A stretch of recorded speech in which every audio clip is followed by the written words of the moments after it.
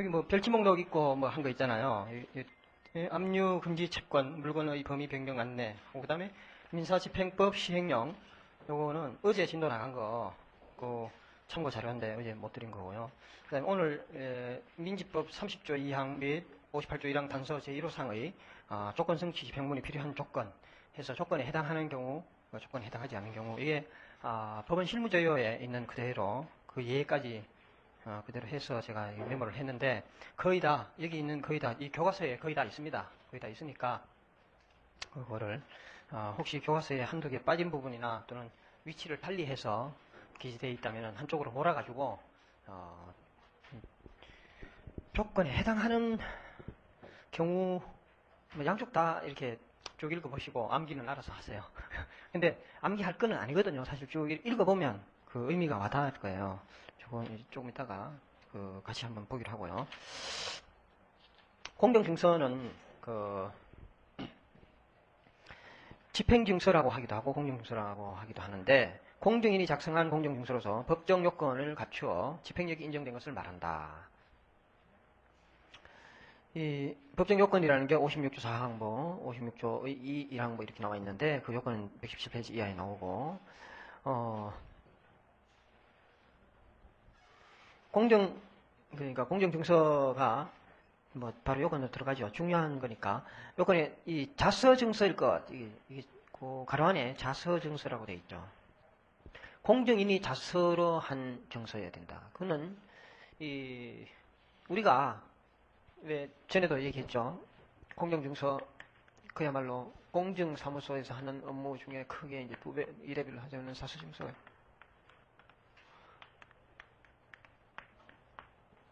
이렇게 있는데 아주 순수한 의미에서 이건 자서증서여야 한다. 누구의 자서? 공정인.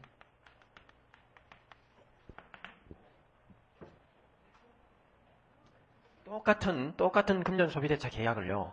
똑같은 금전소비대차 계약을 각과 을이 공정사무실에 가기 전에 금전소비대차 계약서하고 이래가지고 서로 도장 찍고 인감도장 찍고 인감 첨부해가지고 그 뒤에다가 이제 이 뒷페이지에다가 공정인 누구누구 공정담당 변호사 김갑동 해서 쫙 사인 딱 해줬다. 이게 공정증서 되는 거 아닙니다.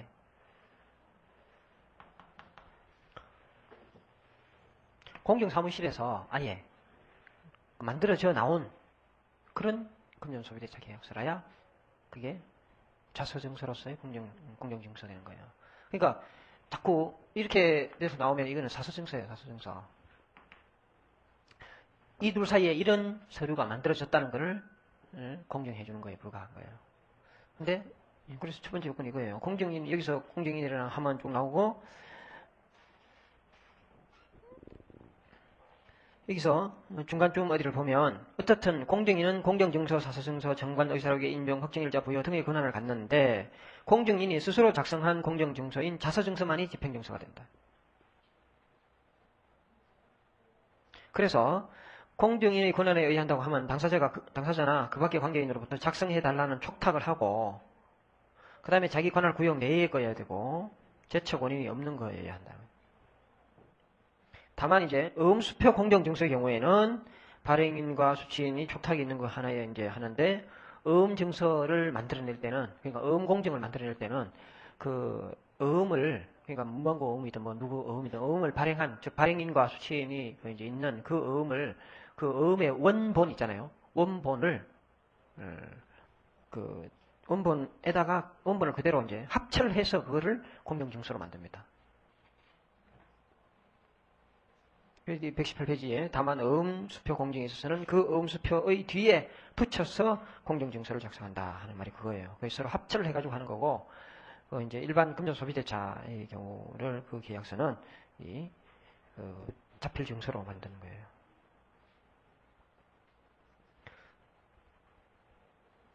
자, 음의 경우에 백지음이 많죠. 백지음이라는 거는 음 요건 중에 어느 일부 또는 전부라고 하기는 좀 그렇지만 어느 일부의 이제 란이 비어져 있는 것. 예를 들어 발행일 백지, 발행인 백지도 있겠죠, 그죠? 발행인 백지도 있을 수 있습니다.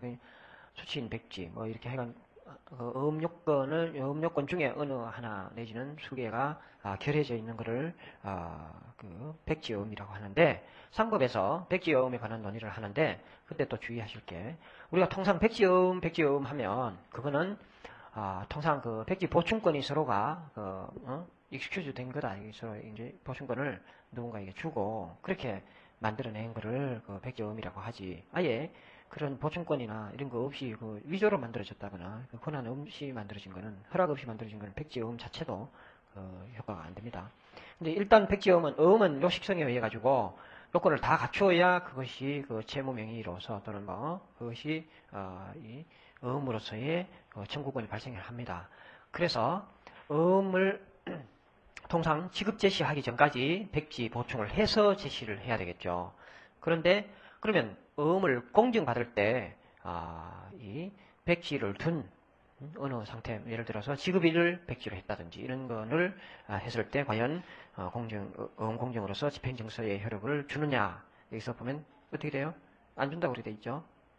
중간쯤에 어디 보면은 지급일자를 백지로 남겨두고 별도의 약정에 의하여 백지 보충권을 위임받는 예도 있으나, 그러나 백지음에는 집행증서의 작성이 허용될 수 없다. 그래서 통상 만기 백지를 할 때는 만기가 언제를 둘지 서로 간에 신용을 3개월 줄지 한 달 줄지 그거를 또는 불특정할 수도 있잖아요. 그래서 그때 하는 거가 일람출급으로 하면 됩니다.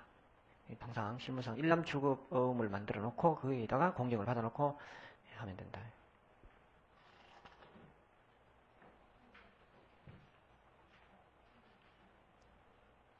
그 다음에 일정한 금액의 지급이나 대체물 유가증권의 일정한 수량의 급여를 목적으로 하는 특정의 청구권을 표시할 것. 해서 그게 이제 공정증서 만들어낼 때 자서증서, 즉 자필로 이제 쓸 때 금 1억이면 1억, 또는 물건 대체물 예를 들어 쌀 몇 가마 등등 이렇게 해서 하는데, 금전이나 대체물에 관한 청구에 한하기 때문에 특정 유체동산의 인도나 명도 청구와 같은 특정물의 급여 청구에 관한 집행증서를 작성할 수 없다.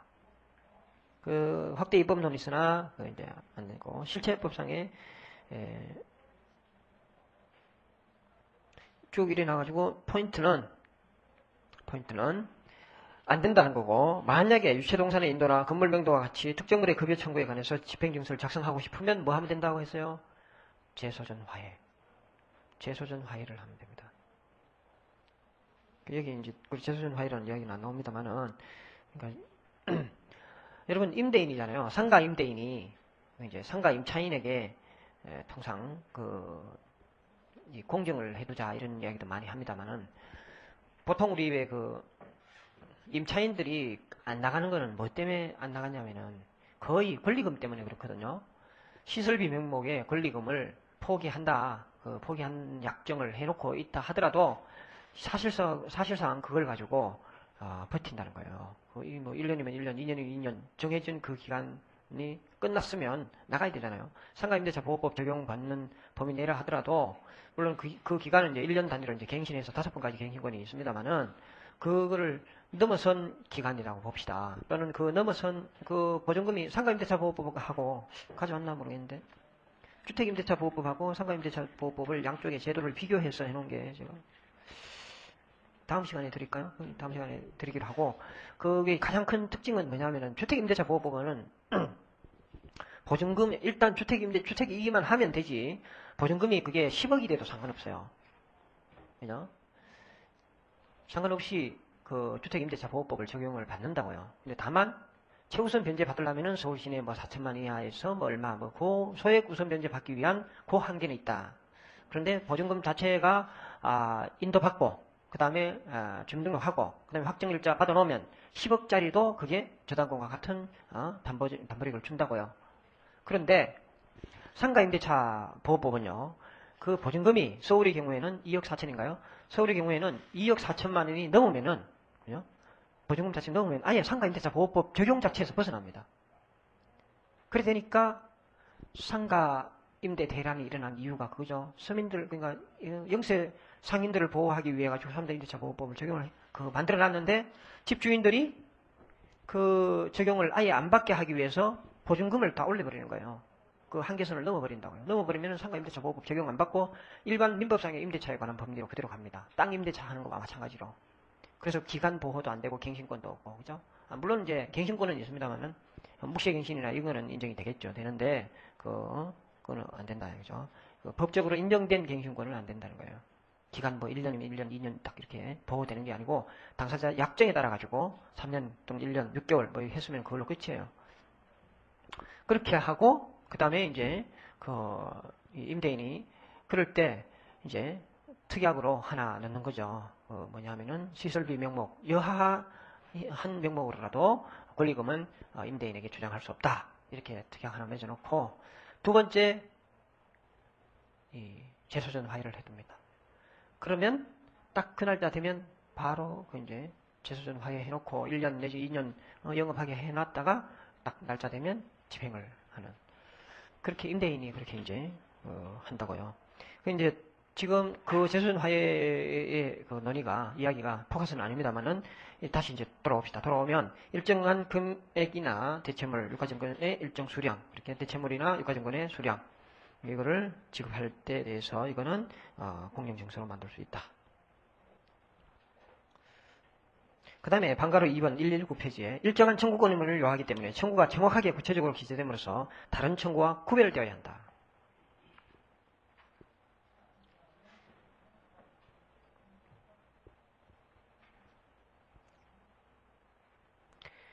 여기 중요한 게 지급할 금액 수량이 증서상 특정되어 있어야 하고 따라서 이자 청구라면 일일과 기간이 결정되어 있어야 한다.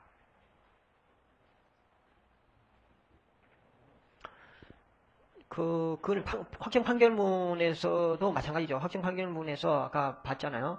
그 이자나 이런 것들이 판결문에 부대 청구 내지는 부대의 주문으로 나가줘야 되지.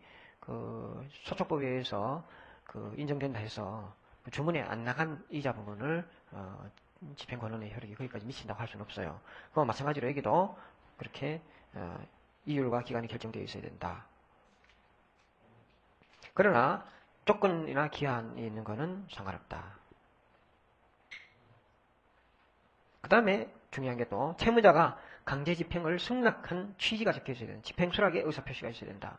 이를 집행수락 문헌이라고도 하며 만일 변제기 갚지 못하면 채무자가 판결 없이 즉시 강제 집행을 당해도 좋다는 취지의 의사표시다. 집행수락의 의사표시는 집행권을 만들기 위한 단독적 소송행위이다. 그래서 소송능력, 소송대리인 등 대리권 등 소송행위로서 유효 요건을 갖춰야 된다.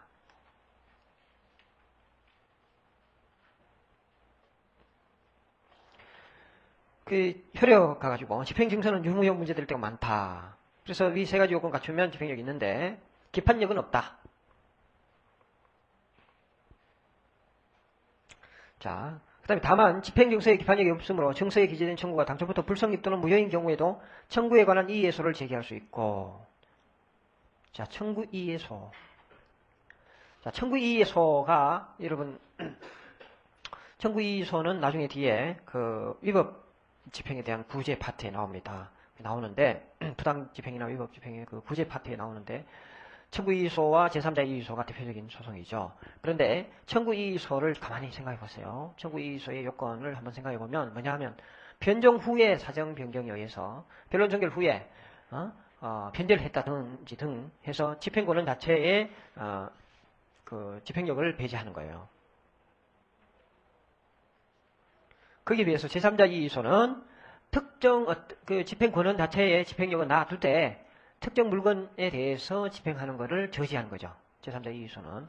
자, 그렇게 서로 성격 달리다 하는 건데 청구에 관한 이의소를 제기하기 위해서는 원칙적으로 판결일 때는 그 변론 종결일 이후에 발생한 사유를 가지고 청구 이의소를 제기해야지 변론 종결일 이전에 생긴 사유를 가지고 청구 이의소는 제기할 수 없습니다. 그런데 그거는 판결일 때고요. 집행권원이 이와 같은 집행증서, 즉 공정증서일 때는 그러한 변론 종결일이라는 어떤 그런 개념 자체가 없기 때문에 그거는 이 사유의 발생 시점에 관한 요건이 필요 없죠. 청구 이의소를 집행증서, 그죠? 공정증서에 관한 공정증서에 기한 집행이 들어올 때 집행이의소를 제기한다 할 때 그 사유가 언제 생겼다라고 하는 시적인 한계는 없다고요. 그런 차이점이 있고, 효력과 관련하여 해서 109조 이야기 나오죠. 109조와 110조는 집행수락의 의사표시에 유추 적용되나 적용된다. 대리에 관해서는 문제가 있다. 우리가 109조와 110조 이게 굉장히 유추 적용된다고 해가지고 이런 거죠. 채권자가 돈을 이렇게 꿔주고 그 채무자가 아니 내가 갚겠다니까 라고 계속 해도 아니 정말 못 믿겠냐고 막 그래도 채권자는 윽박 지르면서 뭔 소리냐 공정증서 저거 공증이라도 해놔야지 안 그러면 안 된다고 끌고 가죠. 억지로 끌고 가가지고 공정사무실에서 도장 찍고 와서 공정했다. 그럴 때 그게 강박에 의한 공정증서 작성이다 라고 해서 그걸 취소할 수 있느냐. 거의 99.9% 안 됩니다. 그죠? 우리가 민법에 109조 착오나 사기 강박에 의해 가지고 취소할 수 있으려면요. 거의 어떤 경우냐면 이 형사법적으로 유죄 확정이 돼야, 그죠? 유죄가 인정될 정도로 돼야 사기 강박 즉 사기죄 유죄가 돼야 이게 민사적으로 취소를 받아들여 줄 정도로 된다고요. 그렇지 않으면은 이 109조 110조에 의한 취소는 사실상 거의 이루어지지가 않습니다. 어쨌든 유추 적용은 된다. 그 다음에 문제가 대리에 관해서 문제가 있다 해가지고 집행수락의 의사표시에 민법의 표현대리의 법리가 유추 적용되는가에 대해서 예를 들면 갑의 대리인 A는 단순히 은행 용자의 대리 행위를 위하여 갑의 인감을 배부받았는데 A는 이 교부받은 인감을 갖고 공중촉탁에 사용하면서 사채업자로부터 돈을 대여받았으며 이에 대해 상대방인 을은 A가 공중촉탁의 대리권이 없는 점에 관하여 선의 무과실인 경우에 이게 문제가 된다. 그래서 학설상의 다툼이 있다. 판례는 부정한다. 안 된다고 하면 됩니다. 즉 무슨 얘기냐면 표현대리 법리가 적용받지 않는다. 그러나 본인이 주인하면 유효하게 된다. 표현대리 법리가 적용 안 된다는 얘기는 무슨 얘기입니까? 일종의 무권대리라고 보고 무권대리는 원칙적으로 무효죠. 무효다는 거예요.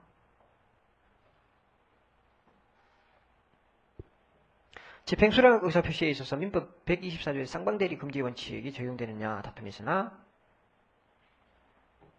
판례는 요거는 유효하다. 이거죠. 쌍방대리 금지 원칙 위반이 아니다.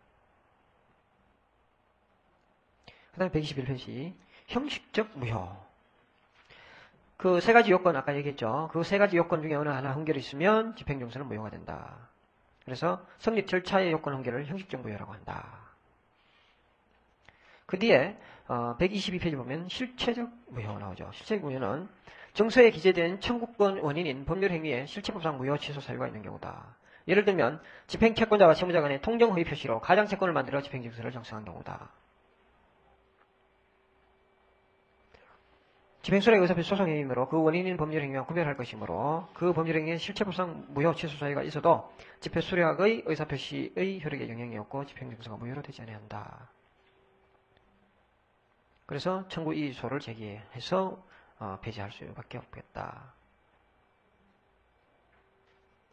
집행증서 작성 전에 생긴 실체법상의 무효 취소 사유라도 청구 이의소의 사유가 된다. 123페이지고 나오죠. 122페이지의 말미에서 마지막 줄과 123페이지 윗줄에 그 얘기 나오잖아요.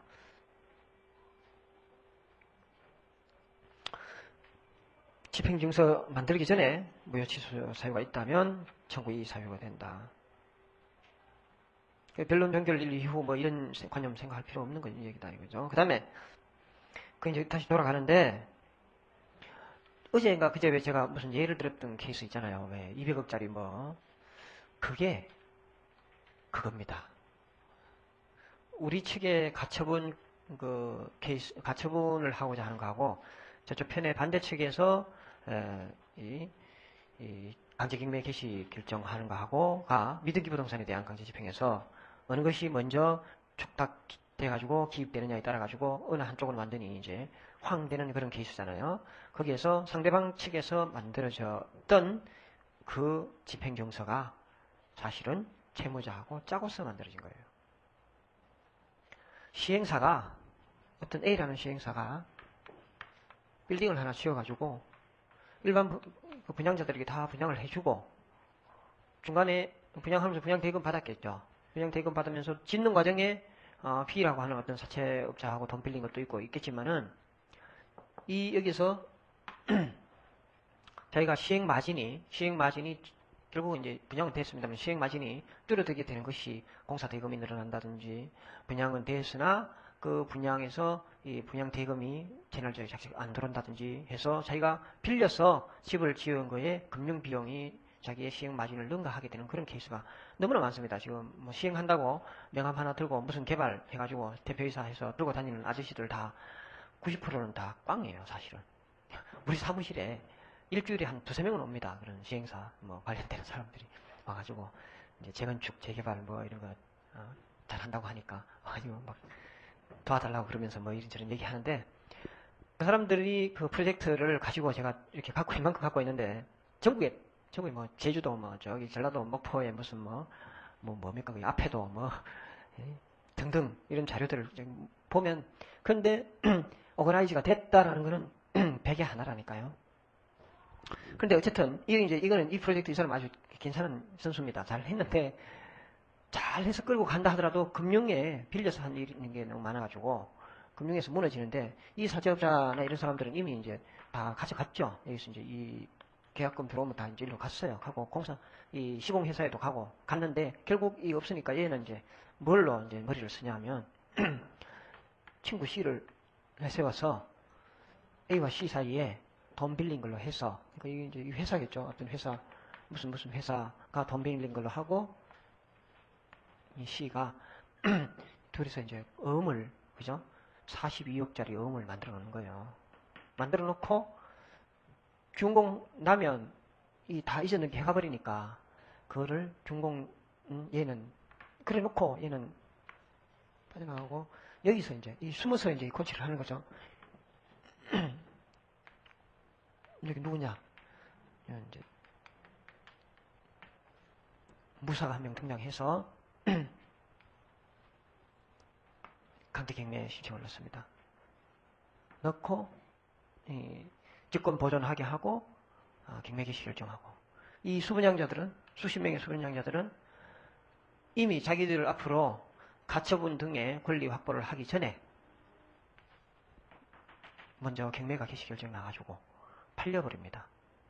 제3자에게 낙찰되어 버린다니까요. 이 사람들은 그야말로 깡통이 되죠. 그럼 이 깡통이 되지 않게 하기 위해서는 또 어떻게 해야 됩니까? 어차피 보존 등기된 뒤에 경매 개시 결정된 뒤에 뭘 해야 되나요? 가압류해서 계약을 해지하고 돈 돌려달라는 걸로 해서 손해배상금이나 또는 계약금 또는 중도금, 잔금 이런 거 반환 청구에 소를 제기하면서 가압류해서 배당받아서 가져갈 뿐이지 이 물건의 자체 소유권을 확보할 방법이 없다. 이거 먼저 해버렸기 때문에 그래서 이 사람들이 가장채권을 만들어내는 게 그게 뭐라고요? 지금 방금 얘기했듯이 그러한 실체상의 하자가 바로 그런 겁니다. 짜고서 가장채권을 만들어가지고 음공정 많습니다. 이런 경우는 경매 물건 중에 가짜 유치권자도 많고요. 전에 얘기했나요? 유치권 신고되어 있는 것 중에 한 절반 정도는 그게 그 가짜건 아니면 그 금액이 그게 못 미치는 거예요. 한 절반 3분의 1 그 정도밖에 안 돼요. 근데 그걸 어떻게 아냐 이거야. 그 제3자에 낙찰받은 사람이 모르죠. 모르니까 그 내막을 잘 아는 사람이 값싸게 낙찰받는 거예요. 그죠? 인터넷 사이트에 올라와 있는 거는 그거는 다 기본적으로 누구나 다 아는 거고 이제 그 물건이 유치권이 정말로 얼마다라는 걸 아는 사람만이 낙찰을 받을 수 있다는. 어쨌든 다시 돌아가서 형식적 무효가 바로 이 세 가지 요건 뭐냐? 자서 증서가 아니거나 그 다음에 두 번째 이 금전이거나 대체물이 아니거나 그 다음에 이 집행 수락의 의사표시가 없거나 이 세 가지가 결했을 때를 바로 형식적 무효라고 합니다.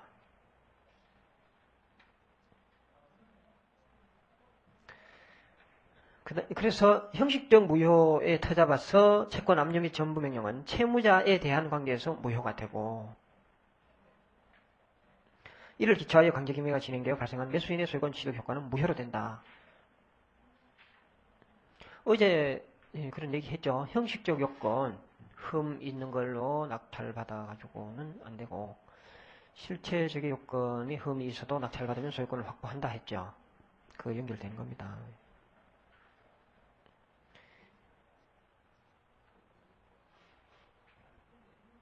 그러니까 이건 지금 우리가 얘기하는 게 이게 뭡니까? 여기서 형식적 요건 흠결이라는 얘기는 집행권원이죠. 집행권원의 하나로서 지금 집행증서, 즉 공정증서 얘기하잖아요. 집행증서나 그다음에 그 우리 얘기하는 그 집행문 그 두 개의 형식적 흠을 가지고 낙찰받으면 안 된다는 거예요. 중간에 절차상에 조금 경미한 하자 가지고 낙찰까지 끝났다면 소유권 취득하지만은 애초에 만들어지는 지금 두 가지 가 형식적 하자일 때는 절차 종료가 했다 하더라도 낙찰받은 사람 소유권을 확보할 수 없다.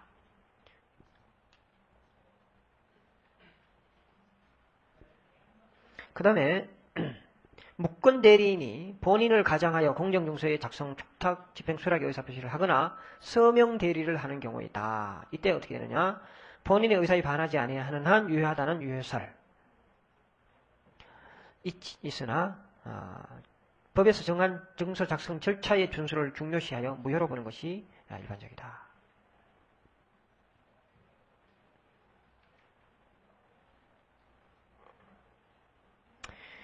이제 무효임을 전제로 또 학설이 다퉈지기를 그 무효를 주장하는 방법에는 즉시 항고가 안 됩니다. 이건 즉시 항고 안 되고 그 집행문 부여에 대한 이의설 그걸 만약 이제 무효 주장하는 방법을 뭘로 할까? 이의설, 청구 이의설.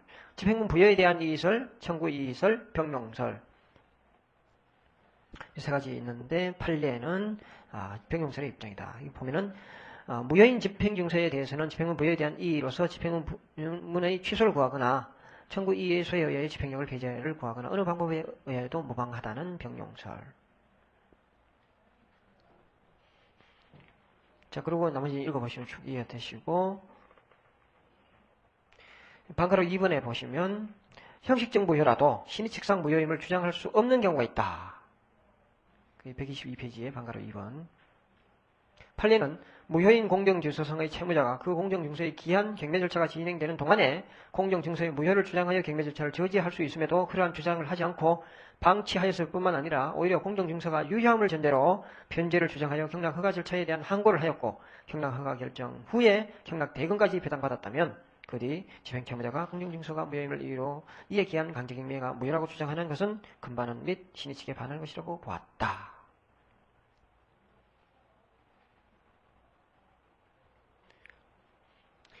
자기가 무효인 집행증서를 공정증서를 무효로 만들어 놓고 그 다음에 그게 계속 무효임을 집행 절차에 한 번도 주장 안 하고 오히려 유효라고 해가지고 자기가 배당까지 다 받아놓고는 마지막에 무효다 이렇게 주장하면 그게 바로 배신이죠. 배신.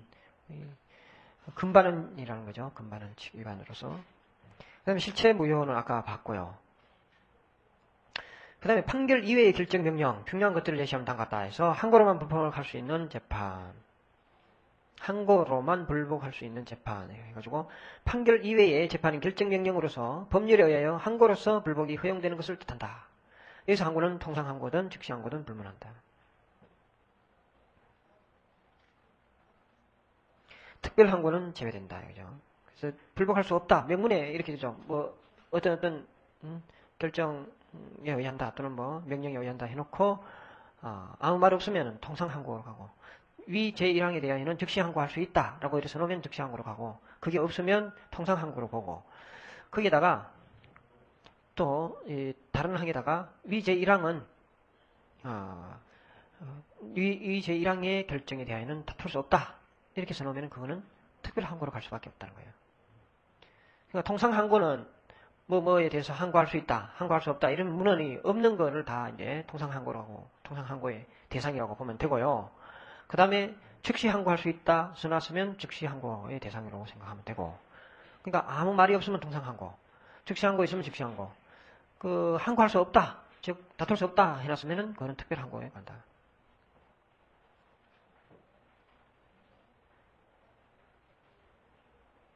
그래서 항고로만 불복할 수 있는 재판에 그게 딱딱 이렇게 끊어지게 정해진 게 아니고 특별한 규정이 없으면 항고로 불복할 수 있는 재판이죠. 근데 판결 이외의 결정 명령으로서 지금 우리가 이야기하고 있는 거는 집행 권한이 되는 거죠. 집행 권한이 되는 거는. 그래서 끝에서 네 번째 줄에 결정 명령이 집행 권한이 되는 때에는 성질상 정본의 송달을 요한다. 여기에는 소송 비용 상환 결정, 소송 비용액 확정 결정, 부동산 인도 명령, 대체 집행의 비용 지급 결정, 간접 강제의 금전 지급 결정 등이 있다. 요거는 어떻게 메모를 확실하게 해주시기 바랍니다. 가끔 시험에다가 이렇게 집행 권한이 되는 결정에 해당하지 않는 것은 무엇이냐 이렇게 출제한다고요. 그 다음에 확정된 지급명령 보면 우리 확정된 지급명령은 독촉 절차 얘기했고 첫 시간에 아마 제가 독촉 절차와 소액사건 심판법을 적용받는 소액사건과의 관계에서 이 지급명령과 이행공고 결정 두 개의 절차가 나중에 어떻게 된다라고 하는 것까지 설명을 해드린 적이 있습니다. 그거 정도로만 이해하시고 여기서 지급명령은 확정된 지급명령, 즉 지급명령은 피고가 되는 그러니까 피신청인에게 송달이 됐는데 일정 기간 동안 이의를 신청하지 않으면 즉 송달된 날로부터 채무자가 2주일 이내에 이의를 하지 않으면 지급명령은 확정되죠. 그게 중간에 나오죠. 그래서 그것이 집행권한이 됩니다. 그리고 이 확정된 지급명령은 집행문이 필요 없게 될 겁니다. 그럼 뒤에 어딘가 확인하기로 하고요. 그 다음에 나중에 봅시다. 제가 다시 보고 이행공고 결정도 확정된 이행공고 결정으로 하세요. 확정된 이행공고 결정.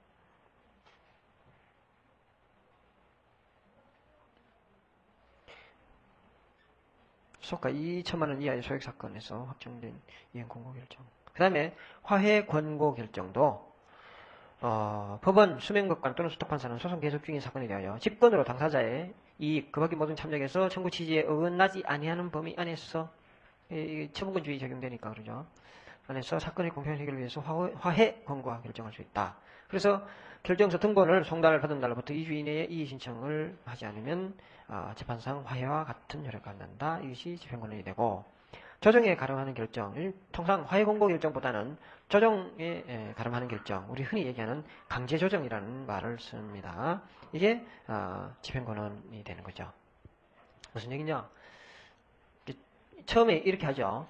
원고가 소장 제출하고 피고가 답변서 제출하고 그 다음에 원고가 준비서면 제출하고 그 다음에 피고가 제2차 답변서 제출하고 그래서 쟁점이 정리가 얼추 될 것 같아서 당사자를 불러가지고 쟁점 정리 기일을 잡든지 아니면은 정리가 됐다면 이제는 기일을 잡습니다.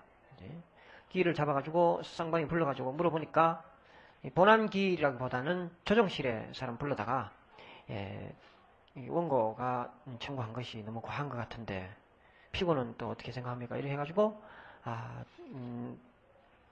내가 봤을 때 원고 청구가 한 5천만 원 되지만은 실제로 손해는 한 4천만 원밖에 안 되는 것 같다. 또는 그 정도 하면은 수용하겠느냐? 그렇게 이제 피고에게 물어보면은 안 된다고 막 그러잖아요. 그래가지고 좋다. 서로 보면 그 정도 하죠. 이래가지고 한 3,500 정도에 이제 딱 끊어졌다. 그래가지고 둘이가 오케이 하면 그때 이제 조정 조서가 작성이 돼버리면 그걸로 끝나는데요. 조정안을 판사가 제시했는데 둘 다 무슨 소리입니까? 나는 다 받아야 됩니다. 무슨 소리입니까? 나는 한 푼도 줄 수 없습니다. 저 인간에게는 한 푼도 줄 수 없다. 이렇게 나온다 이거죠. 그랬을 때 가만 보니까 이 둘이가 실체 관계에서는 그 정도 금액의 조정이면은 수용되겠다 싶은데 감정적으로만 둘이가 다투고 있다. 이럴 때 강제 조정, 즉 자기가 그냥 판사가 조정에 붙여버립니다. 그래서 그 조정 조서를 작성을 해가지고 이제 송달을 보내버려요. 그래서 그 2주간 내에도 아무런 답변이 없으면 말이 없으면 집행권한이 돼버리고 확정되고 집행권한이 됩니다. 그게 이제 강제조정이라고 합니다. 그 다음에 가압류 가처분 명령도 이 집행권한이 되죠. 그 다음에 확정 판결과 같은 효력을 가지는 것 해서 재판상 화해조서, 재소전 화해든 소송상 화해든 다 126페이지 중간에 특히 재소전 화해가 실무상 많이 활용되고 있는데 어떠한 현실적인 분쟁에 있어서 그 해결을 위해서라기보다 다음과 같은 제도가 외적인 목적으로 남용되어 문제이다. 그래서 동그라미 1번에 임차인의 임대차 종료 시의 건물 명도를 위해 집행증서가 집행권원으로 될 수 없어 이를 집행증서의 대용물로 하기 위하여. 두 번째, 채권자가 경제적 강자의 지위를 악용해서 폭리를 해놓고 집행권을 만들기 위해서. 세 번째, 강행법규의 탈법을 합법화시키기 위해서 하는 경우.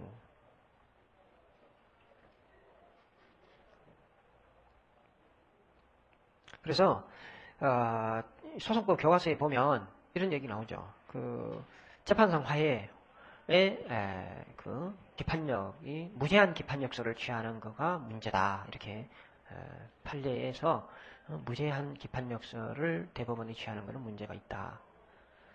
그게 바로 이런 문제점 때문에 무제한. 그거를 재소전 화해가 또 소송상 화해와 같이 봐주기 때문에 재소전 화해도 기판력을 인정을 해버리고 무제한으로 인정하는 게 문제다 이거죠. 그 다음에 청구 인락조서. 청구가 원고 소재기 했더니 피가가 옳소 해버린 거죠. 그래 내주겠다. 인락해버린 거. 그 다음에 조정조서. 조정이 이루어지는 거.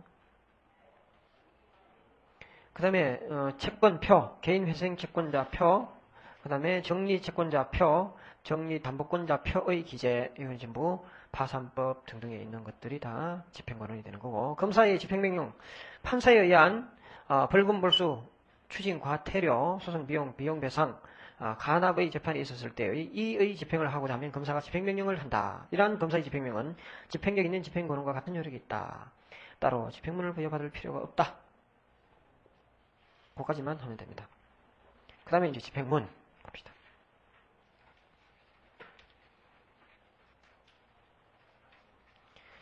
집행문은 집행권원의 집행력이 현재 있다는 것과 누가 집행당사자인가를 집행권원이 그때 덧붙여 적는 공정문헌이다.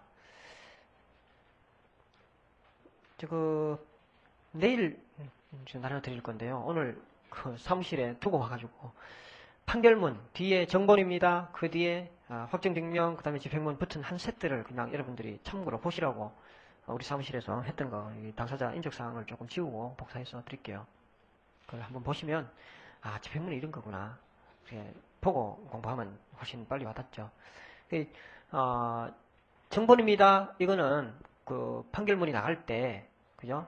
원고나 피고에게 보내줄 때, 그죠? 송달해줄 때, 그때 정본을 송달해주게 돼 있잖아요. 그래서 정본입니다 하는 거는 재판부의 담당 사무관이 정본입니다 해서 붙여서 보내주고, 앞에 그 앞장에 판결 주문이나 그 끝 말미에는 판사들이 기명날인 하겠죠. 그 다음 페이지에 정본입니다는 사무관이 기명날인하고 그 다음에 또 뭐 확정증명도 그거는 이제 기록 보존계에서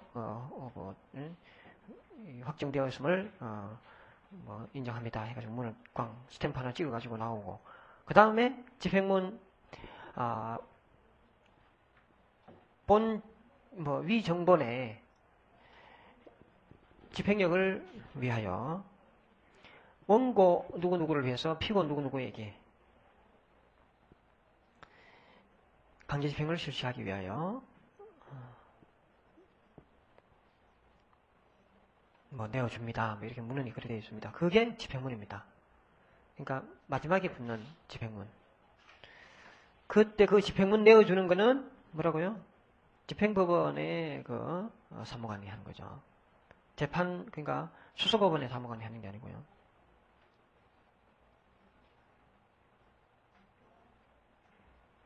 보세요. 그래서 이것이 집행문이다 하고 이와 같이 집행문이 있는 판결 정본을 집행력 있는 정본이라 한다. 더 간략하게 판결 정본 플러스 집행문을 집행정본이라고 한다라고 되어 있잖아요. 집행권원을 취득하여 그를 바탕으로 강제집행을 행하기까지는 상당한 시간적 간격이 생길 수밖에 없으며 그 사이에 권리관계의 주체의 변동, 조건부 청구권의 조건 성취, 재심, 상소, 상고 등에 의한 판결의 취소, 변경 등의 사유가 생길 가능성이 있다. 그래서 집행기관이 이러한 것을 조사하여 제시된 집행권원이 집행력이 있는가를 판단하도록 하는 것은 부적당하고 신용에 저해하기 때문에 집행권원을 만들었고 현재 기록을 보관하는 기관으로부터 문제의 집행권원에 의한 강제집행을 실시하는데 아무런 문제가 없다는 점을 확인, 보충받게 하기 위한 취지로서 신속을 위해 가지고 이 집행문 부여 제도가 있는 겁니다.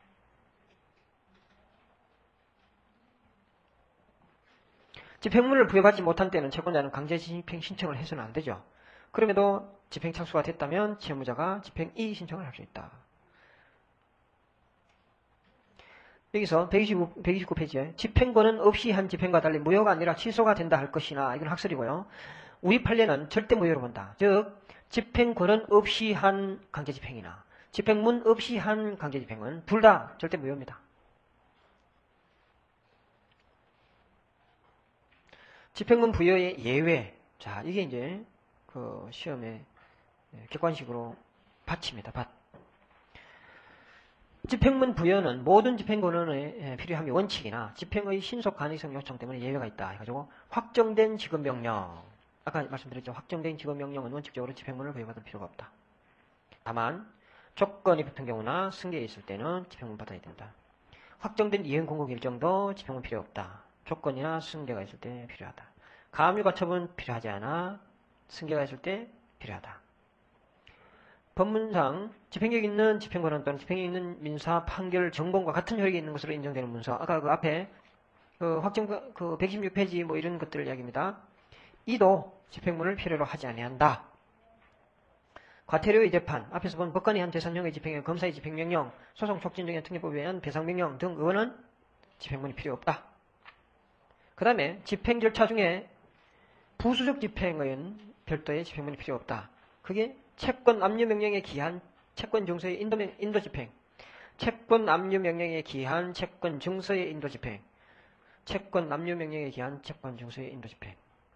이거 단글로 시험에 나오더라 이거죠. 이게 집행문이 필요 있는 것 없는 거에서 필요 없는 걸로. 다만 매각대금을 납부한 뒤에서 하는 부동산 인도명령 있잖아요. 그거는 집행처분설과 집행권원설이 가리고 있으나 집행권원으로 보는 것이 다수설이며 그때는 집행문이 필요하다. 그러나 각주를 보시면 실무상 집행문 없이 집행하는 경우가 많다.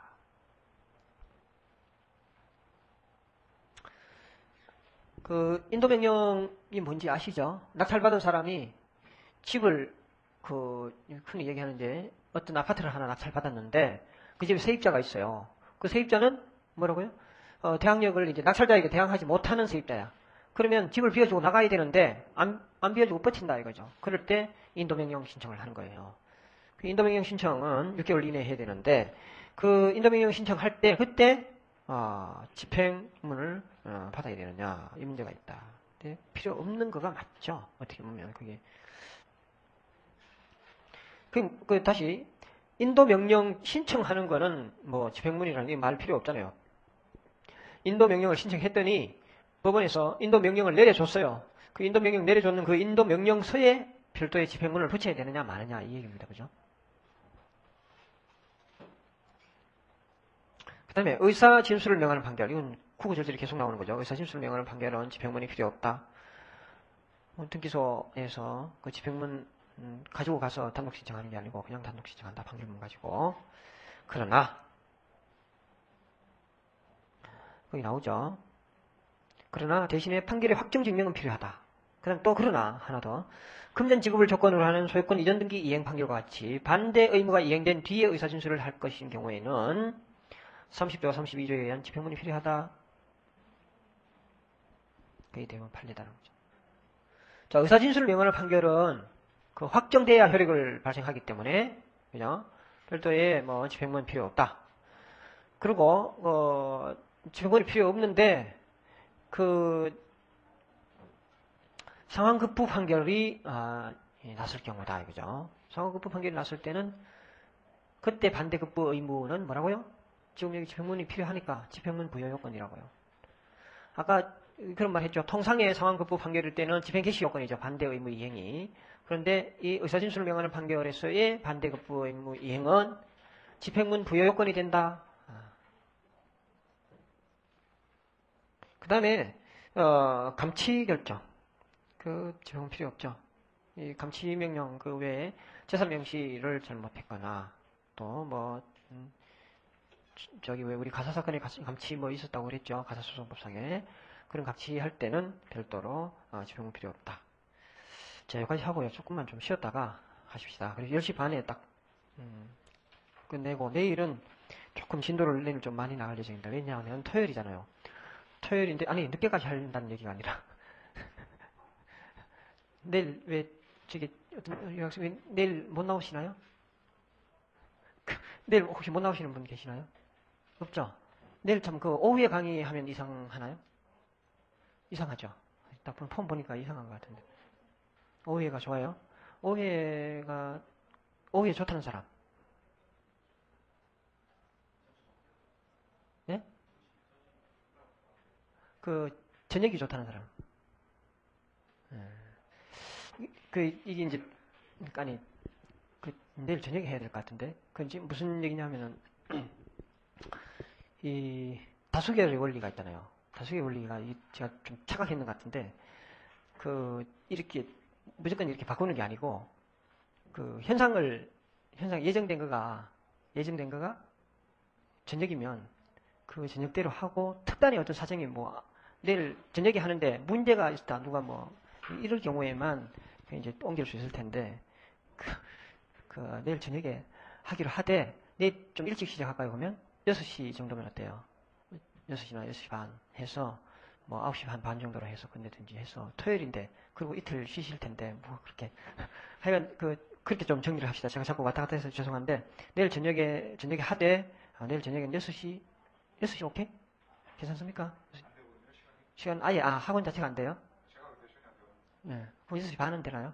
6시 반에 합시다. 그러면. 6시 반에 해서 좀 땡겨서 왜 제가 내일 좀 많이 나간다는 거냐면은 내일은 저희 사무실 자체 전부를 다 좀 쉬게 했습니다. 하도 여름에 힘든다고 그래가지고 다 쉬고 저도 쉬고 하면서 이 필요한 자료만 좀 더 가져와가지고 설명을 좀 이렇게 천천히 하기보다는 쫙 좀 빨리 할 수 있게 좀 해서 오겠습니다. 5분간 휴식하겠습니다.